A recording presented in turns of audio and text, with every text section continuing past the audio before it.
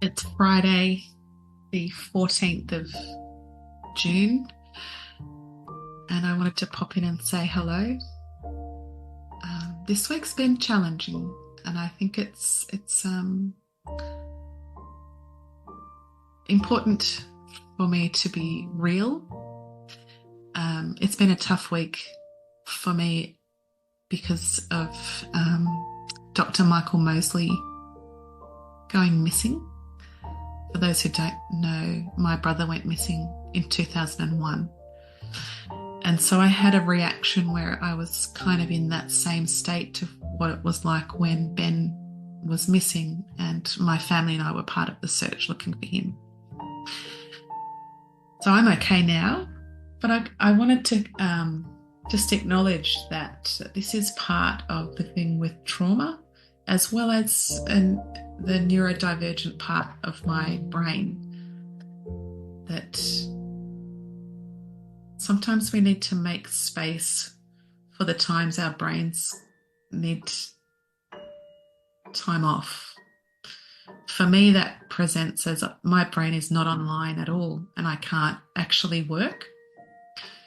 And sometimes, like over the years before I was diagnosed, that was really hard to accept.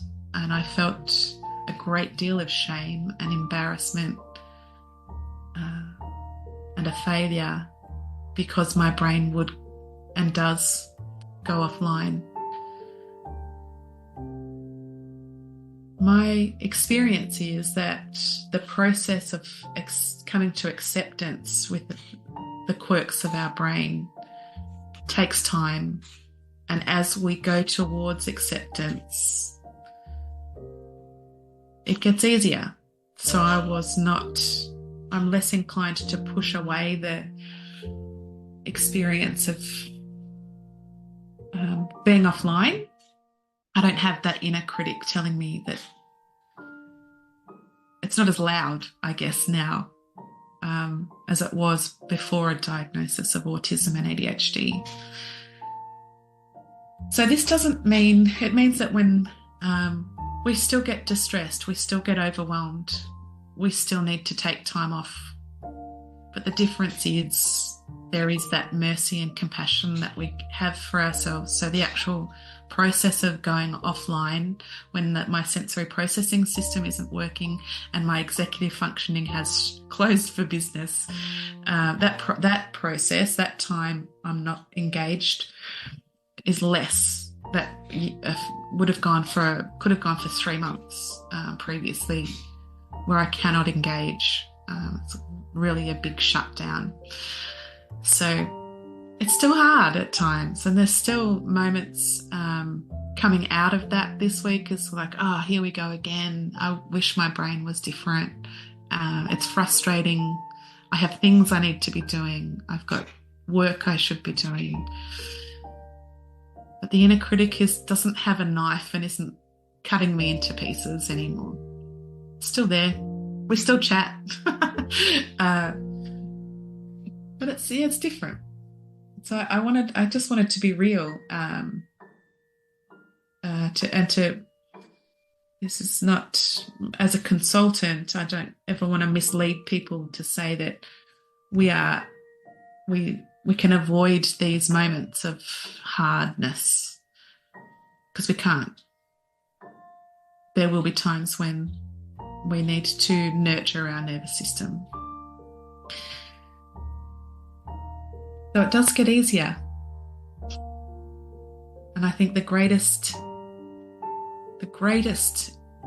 gain that we can achieve, and the greatest purpose post-diagnosis, is cultivating compassion and understanding that this is not our fault. It's the architecture of our brain.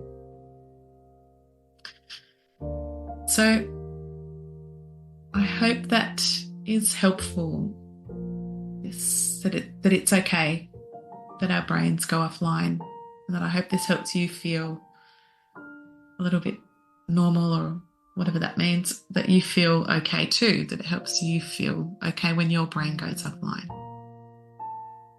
Because we need to normalise this. It's just our brain. And my brain will respond differently to your brain. And how exciting we get to find out what your brain needs, what my brain needs.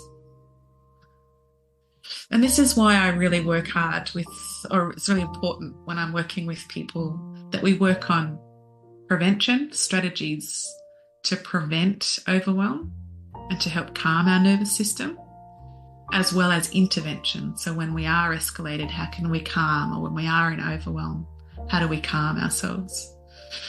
And this is why it's really important, and I love working with people to explore what is it that your unique brain needs, and how does your unique brain express distress or express or feel joy, and how can we increase our window of tolerance when we are in a state of distress, and what cues do we need to help us get out of distress if we can, or can we recruit support from loved ones, colleagues, friends, if we don't have access to our frontal lobe to get ourselves out of overwhelm? Can we get others as part of our team to help us identify and realize we might need to help our nervous system feel safe and calm? So that's my message for this week, is that my brain was very much offline this week. Thank you for those who I had to reschedule. I really appreciate it. I hope this helps you understand that I actually could not work. And thank you for your understanding around that. And it's really great that my brain is back online. I'm really happy to be back online. And with the clients that I did have the pleasure to connect with, I love meeting with you guys, because it's you make my heart sing on a regular basis, hearing what you're learning and seeing you develop your own curiosity about your amazing brain. So I would love to hear from you. Please do comment, email me, message me. Really happy to speak to any topic that you want me to speak to. And it's really great to be back. So have a lovely weekend. Reach out. It's great to connect. Stay warm. Oh, and if you are in the Northern Territory, like one new client where it's like 30 degrees at night, stay cool. Bye.